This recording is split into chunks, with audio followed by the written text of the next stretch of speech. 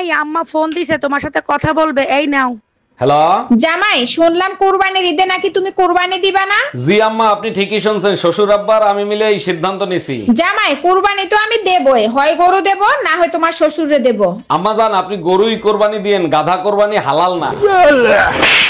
অরুণ ভাই, প্রতিটা মানুষ একবার না একবার প্রেমে পড়ে, আপনি কখনো প্রেমে পড়েন নাই? গভীর প্রেম করতাম ভাবি, প্রেম করতে করতে বাচ্চাদের নাম পর্যন্ত ঠিক করে ফেলাইছিলাম। বলেন কি অরুণ ভাই, তাই নাকি? তাহলে আপনি লাভ ম্যারেজ কেন করেন নাই? কেমনে করব ভাবি, সে তো বাচ্চাদের বাপের নামেই পাল্টায় ফেলাই দিছে। শোনো, অরুণ ভাই টুম্পা ভাবির জন্য 50 ইঞ্চি একটা টিভি আনছে, তুমিও আমার জন্য একটা নিয়ে আসবা। টুম্পা ভাবির তো আফ্রিকান হিরোইনদের মতো লাগে, তাই ভাই টিভি দেখে সময় কাটায়। এটা অবশ্য তুমি ঠিক বলছো, তারপরও তোমার কি বড় টিভি দেখতে মন চায় না? আরে বোকা, যার ঘরে মাধুরীর মতো বউ আছে তার কি টিভি দেখার সময় আছে? তুমিও না সবসময় শুধু আমার প্রশংসা করতে থাকো। তুমি বসো, আমি তোমার জন্য চা নিয়ে আসি। আরে ভাবি, ভাইরে বাইন্দে পিটাচ্ছেন কেন? কি করছে ভাই? মারবো না, চুম্মা দেব? 2 বাচ্চার মার সাথে পরকিয়া করে, আজকে হাতে নাতে ধরা খাইছে। ভাবি, এক হাতে তালি বাজে না। দুশ্চরিত্র লম্পট তো ওই মহিলা যে ভাইরে ফাঁসাইছে। আরে অরুণ ভাই, খারাপ তো এই হারামির বাচ্চা, আপনার বোর কোনো দোষ নাই। জানেন অরুণ ভাই, আপনার ভাইরে বিয়ে করে চরম বিপদের মধ্যে আছি। বলেন কি ভাবি, ভাইরে নিয়ে বিপদে আছেন? কি বিপদে আছেন বলেন তো?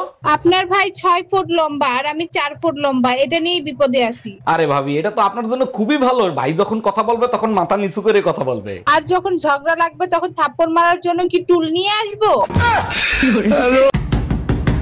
আরে কে সকাল সকাল দরজা নক করতেছে? ম্যাডাম, আমি অন্ধ ফকির, আমারে 20টা টাকা দিবেন। মিথ্যা কথা বলেন কেন? আপনি অন্ধ কোথায়? আপনি তো এক চোখে দেখতে পান। আচ্ছা ঠিক আছে ম্যাডাম, তাইলে এক কাজ করেন, আপনি 10 টাকা দেন।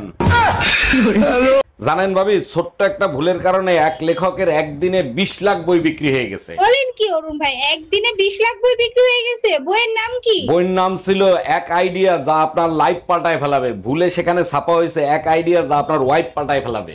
এই এক আইডিয়া যা আপনার ওয়াইফকে পাল্টে দেবে, এই বই কি তুমি কিনে আনছো?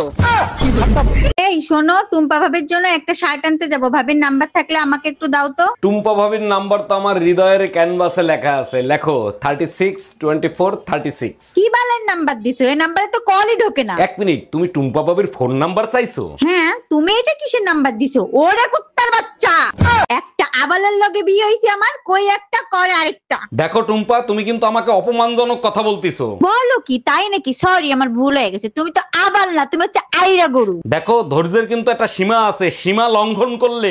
এই আওয়াজ নিচে, জানো তো আইরা গরু কোরবানির হাটে ভালো দাম পাওয়া যায়।